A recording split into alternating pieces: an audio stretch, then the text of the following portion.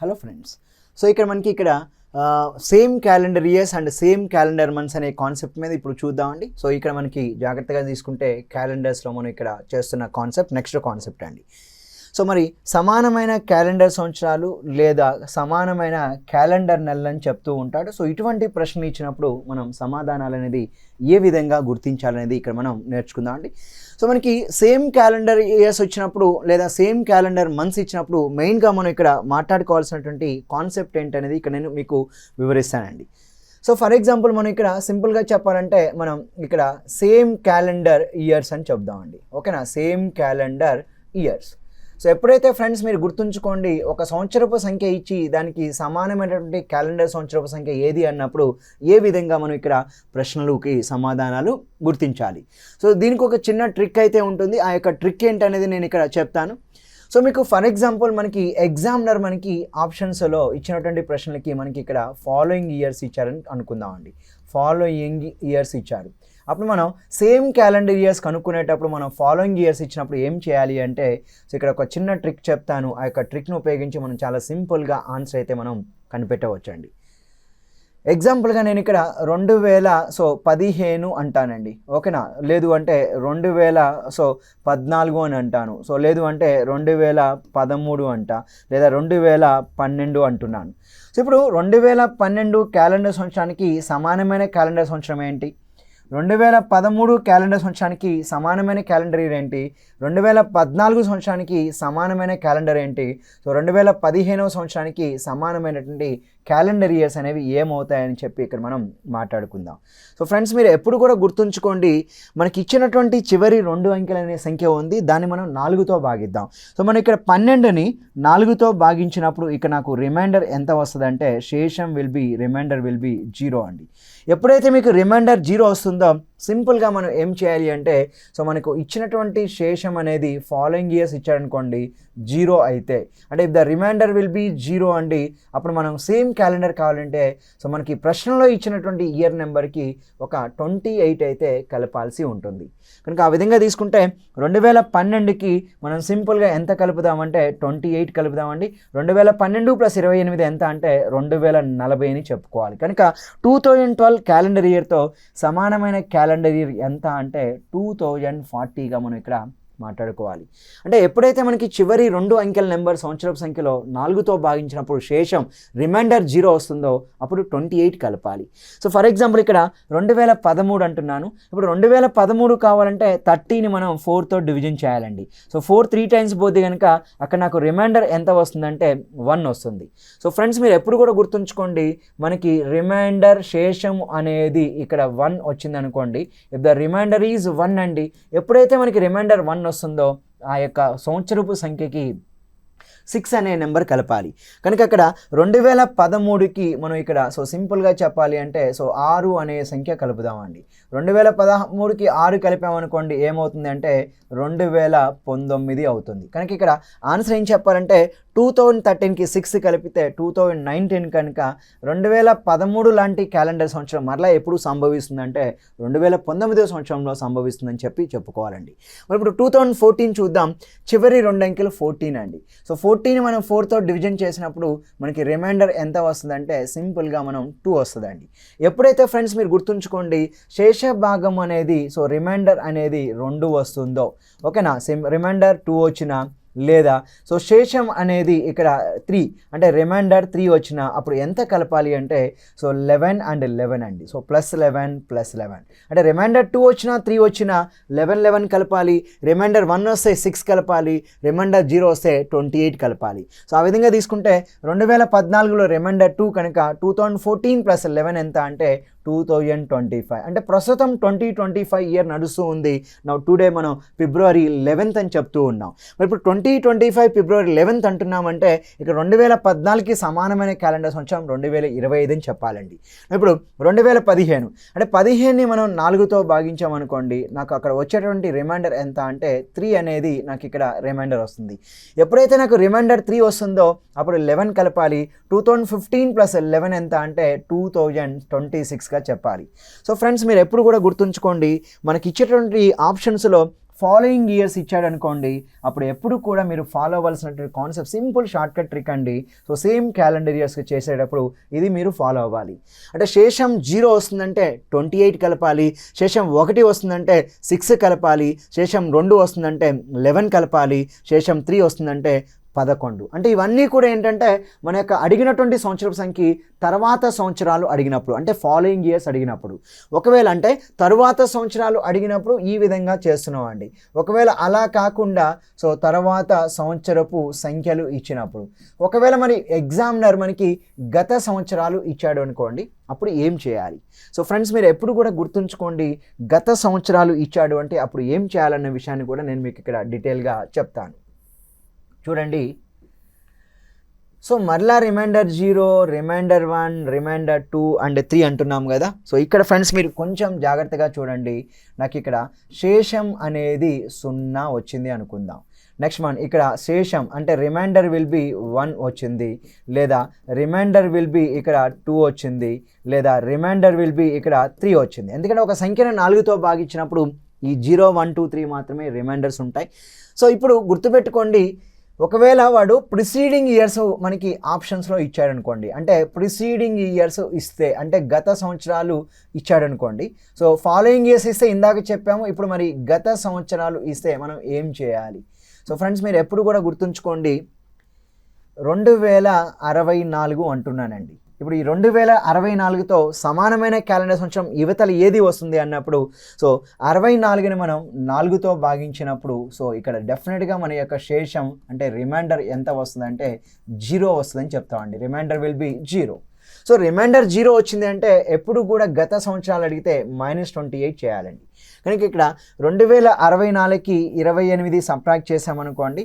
So 14లో 8 పోతే 6, 5లో 2 పోతే 3 అండి. సో 2036, ఓకేనా, 2036 వస్తుందండి. కాబట్టి ఇక్కడ ఫ్రెండ్స్ మీరు గుర్తుంచుకోవాల్సింది, శేషం 0 వచ్చినప్పుడు గత సంవత్సరాలు అడిగితే -28 చేయాల్సి ఉంటుంది. సో ఆ విధంగా తీసుకుంటే శేషం 1 అంటున్నానండి, సో శేషం 2 అంటున్నాను, మరి అప్పుడు ఏం చేయాలి? సో ఫ్రెండ్స్ మీరు ఎప్పుడు కూడా గుర్తుంచుకోండి, సో ఇక్కడ -11 చేయాలి, -11 చేయాలి, -6 చేయాలి. ఇంతకుముందు మనం 6, 11, 11 రాసాము కదా. సో ఎప్పుడు ఇది ఫాలోయింగ్ ఇయర్స్ అంటే ఇక్కడ చూడండి 6, 11, 11 దీనికి రివర్స్ అవుతుందండి, -11, -11, -6 అవుతుంది. ఇక్కడ మీరు జాగ్రత్త.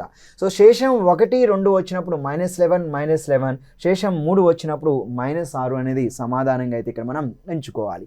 సో ఫ్రెండ్స్, ఫర్ ఎగ్జాంపుల్ నేను ఒక సింపుల్ ఎగ్జాంపుల్ చెప్తాను.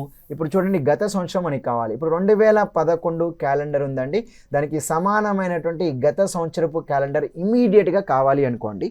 ఇక్కడ చూడండి, 11ని మనం 4తో డివిజన్ చేద్దాం. సో 4 2s are 8 అండి. 11లో 8 పోతే మనకి రిమైండర్ అంటే శేషం అంటే రిమైండర్ శేషం ఈజ్ ఈక్వల్ ఏమి వస్తుంది అంటే 3 చెప్పాలి. ఎప్పుడైతే మనకి రిమైండర్ శేషం 3 వస్తుందో అప్పుడు మనం సింపుల్గా చేయాల్సింది ఏంటంటే, సో రిమైండర్ 3 వస్తే ఎంత తీసేయాలంటే 11 తీసేయాలి. 2011లో సో మనం అంటే 6 తీసేయాలి. 2011లో 6 తీసివేస్తే మన ఆన్సర్ ఎంత అంటే 2005గా మనం ఇక్కడ మాట్లాడుతూ ఉంటాం. అంటే 2011 క్యాలెండర్ ఇయర్కి సమానమైనటువంటి గత సంవత్సరం ఎంత అంటే 2005గా మనం ఇక్కడ మాట్లాడుకుంటూ ఉంటాం. సో ఫ్రెండ్స్ మీరు ఇక్కడ ఖచ్చితంగా గుర్తుంచుకోవాలి, శేషం 0 వచ్చినప్పుడు గత సంవత్సరం అడిగితే -28 చేయండి, శేషం 1 వచ్చినప్పుడు -11 చేయండి, శేషం 2 వచ్చినప్పుడు -11 చేయండి, శేషం 3 వచ్చినప్పుడు మనం -6 చేయడానికి అయితే ఇక్కడ మీరు ఖచ్చితంగా ప్రయత్నించాలి. మరి ఇప్పుడు నేను కొన్ని ప్రశ్నలు తీసుకొని మీకు ఎక్స్ప్లెయిన్ చేయడానికి నేను ఇక్కడ ప్రయత్నిస్తానండి. సో మొదటి ప్రశ్న ఒక్కసారి మనం ఇక్కడ చూద్దామండి. సో మొదటి ప్రశ్న మనకి ఏమి ఇచ్చాడు, ఎలా ఇచ్చాడు, ఏ విధంగా సాల్వ్ చేయాలో ఒక్కసారి మనం చూద్దాం. రైట్ అండి, రైట్ చూడండి. Which year will have same calendar as 1984? అసలు సేమ్ క్యాలెండర్ అంటే ఏంటంటే ఇక్కడ 1984 ఉందండి. ఈ సంవత్సరంలో సో January 1 యొక్క డే ఆఫ్ ద వీక్ ఏముంటుందో, okay, day of the week ఏముంటుందో ఇక్కడ ఒకటి మాత్రం అదే డే ఆఫ్ ద వీక్ కలిగి ఉంటుంది. సో ఫ్రెండ్స్ మీరు ఇక్కడ గుర్తుంచుకోవాలి 1984లో చివరి 2 అంకెలండి 84. సో 84ని మనం 4తో డివిజన్ చేస్తే నాకు రిమైండర్ ఎంత వస్తుంది అంటే 0 రిమైండర్ వస్తుంది. ఎప్పుడైతే నాకు 0 రిమైండర్ వచ్చిందో +28 -28 చేయాలి. కానీ ఇక్కడ ఇచ్చిన సంవత్సరాలు అన్నీ కూడా ఫాలోయింగ్ ఇయర్స్ ఇచ్చాడు కనుక సో నేను ఇక్కడ సింపుల్గా 1984కి ఫాలోయింగ్ ఇయర్స్ ఇచ్చినప్పుడు రిమైండర్ 0 వస్తే 28 కలపమని చెప్పాను కనుక 1984 + 28 అండి. So your answer will be 8 + 4 12 అవుతుంది కనుక ఇక్కడ మీ యొక్క ఆన్సర్ ఎంత అంటే సో 2012 అనేది సమాధానంగా అయితే ఇక్కడ మనం ఎంచుకోవచ్చు. ఇక్కడ ఈ యొక్క ప్రశ్నకి ఆన్సర్ ఎంత అంటే సో 2012 సో థర్డ్ ఆప్షన్లో ఉంది కనుక answer will be third one is the correct answer. అంటే ఇక్కడ 1984 January 1 కే డే అవుతుంది అనుకోండి, కే డే ఆఫ్ ద వీక్ అయింది అనుకోండి. ఇక్కడ 2012 సో జనవరి 1వ తారీఖు కూడా అదే వారంగా వస్తుందండి. So K day of the వీక్గా వస్తుంది. అంటే ఇక్కడ ఇది మండే అయితే ఇది మండే అవుద్ది, ఇది సాటర్డే అయితే ఇది కూడా సాటర్డే అవుతుందండి. ఆ విధంగా సో 1984తో సమానమైన క్యాలెండర్ సంవత్సరం ఎంత అంటే 2012గా మనం ఇక్కడ చెప్తూ ఉన్నామండి. ఓకే, నా నెక్స్ట్ క్వశ్చన్ చూద్దాం. రెండవ ప్రశ్న, which year will have same calendar as 2002 అండి. 2002వ సంవత్సరపు క్యాలెండర్తో సమానమైన క్యాలెండర్ కలిగిన సంవత్సరపు సంఖ్య ఎంత అన్నాడండి. 2002 సంవత్సరపు క్యాలెండర్తో సమానమైన క్యాలెండర్ కలిగిన సంవత్సరపు సంఖ్య అంటున్నాడు. Which year will have same calendar as 2002 అంటున్నాడండి. మరి ఇప్పుడు 2002తో సమానమైన క్యాలెండర్ అంటున్నాడు కనుక ఇక్కడ 2002 అండి. మరి ఇప్పుడు ఇక్కడ 2002 అంటున్నాడు అంటే ఇక్కడ చివరి 2 అంకెలు మనకి ఇక్కడ 2 ఉందండి. 2ని 4తో భాగిస్తే రిమైండర్ విల్ బి 2. సో ఇక్కడ మనకి శేషం ఎంత వస్తుంది అంటే here remainder is 2 only. Okay, remainder మనకి ఇక్కడ 2 వస్తుంది అంటే శేషం 2 వస్తుంది. ఎప్పుడైతే శేషం 2 వస్తుందో మనకు ఇచ్చినటువంటి ఆప్షన్స్ ఫాలోయింగ్ ఇయర్సా లేదా ప్రిసీడింగ్ ఇయర్సా చూద్దాం. 2008, 11, 9, 13 అంటే 2002 తర్వాత వచ్చే సంవత్సరాలు కనుక ఫాలోయింగ్ ఇయర్స్ అండి.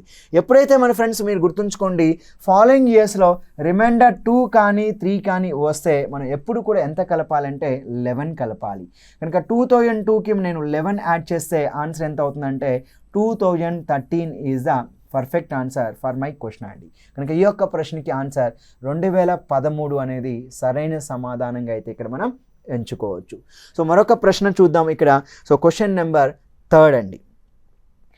2041వ సంవత్సరపు క్యాలెండర్తో సమానమైన క్యాలెండర్ కలిగిన సంవత్సరపు సంఖ్య ఏది అన్నాడు. ఫ్రెండ్స్ మీరు ఇక్కడ గుర్తుంచుకోవాలి 2041 అంటున్నాడండి. 2041 అంటున్నాడంటే 41ని మనం ఇక్కడ సింపుల్గా ఏం చేద్దాం అంటే 4తో డివిజన్ చేద్దాం. అప్పుడు నాకు రిమైండర్ ఎంత వస్తుంది అంటే హియర్ రిమైండర్ విల్ బి 1 అండి. అంటే నాకు ఇక్కడ శేషం ఎంత వస్తుంది అంటే ఇక్కడ 1 శేషంగా వస్తుందని చెప్పుకోవచ్చు అండి. ఎప్పుడైతే మీకు ఫ్రెండ్స్ గుర్తుంచుకోండి 1 శేషంగా వస్తుంది అంటే ఓకే 1 అనేది మనకి శేషంగా వస్తుంది అంటే ఒక విషయం ఏంటంటే 6 కలపటం కానీ లేదా మనకి సో 11 తీసివేయటం కానీ చేయాలి. కానీ ఇక్కడ 2041కి మనకిచ్చిన ఆప్షన్స్ అన్నీ కూడా గత సంవత్సరాలు అంటే ప్రిసీడింగ్ ఇయర్స్ ఇచ్చాడండి.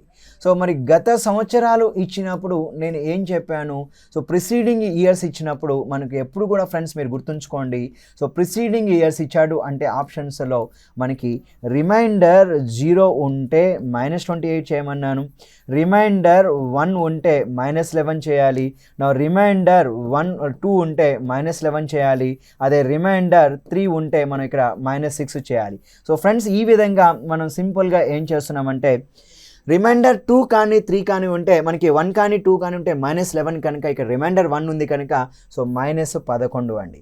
2041కి ఈక్వలెంట్ క్యాలెండర్ ఇయర్ ఏది అంటే సింపుల్గా మనం 2030 అనేది సమాధానంగా ఇక్కడ మనం ఎంచుకోవచ్చు.